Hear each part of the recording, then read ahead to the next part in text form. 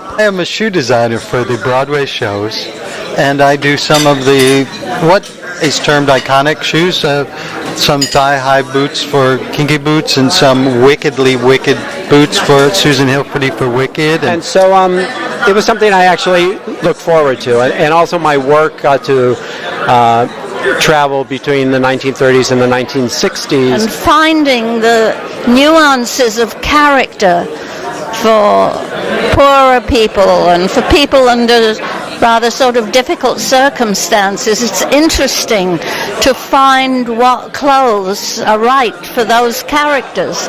And sometimes it's much harder to do that kind of research than it is to do all the lavish things. And we were really excited to bring it here and to a New York audience, to a Broadway audience, and to tell that story. Michael Greif is very a hands-on director, and he really is very specific, and I had to do a lot of things over and over again until it was just right.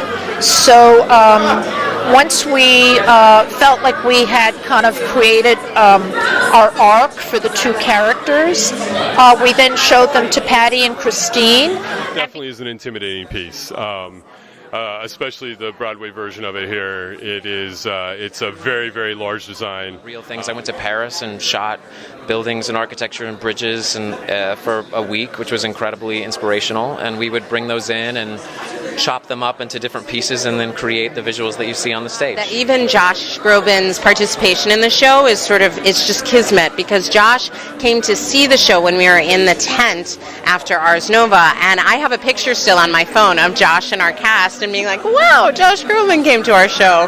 And then as we were beginning to contemplate going to ART and figuring out the show for Broadway, like at that exact moment that we were making lists and writing Josh's name at the top of them, Josh actually called us and was like, I hear that you were thinking about taking this show to Broadway. I think the only way that I was really able to do it is because we started small and worked our way gradually.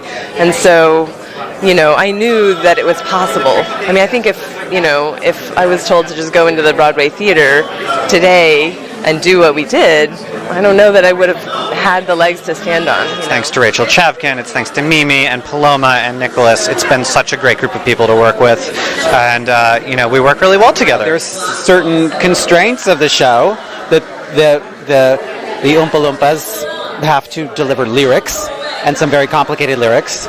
So there has to, you start to, and the performers are not trained puppeteers. And one of the things we all try to do on Broadway was to enhance the score and have it not just be 40s music, but also have contemporary theater music as well, and make it both. And that's what we all accomplished, and largely thanks to Greg. We were joking during the cast recording when the professional quote-unquote pianist would mess up, we were like, let's call Corey Cotton here. So I'm just really blessed to be working with collaborators who are making beautiful material. My kids and my wife deserve that, so I'm taking a lot of time off. We're doing 2 new Hamilton companies next year, which I'm trying to be a part of. London is one of those companies. I'm going to spend a lot of time in London.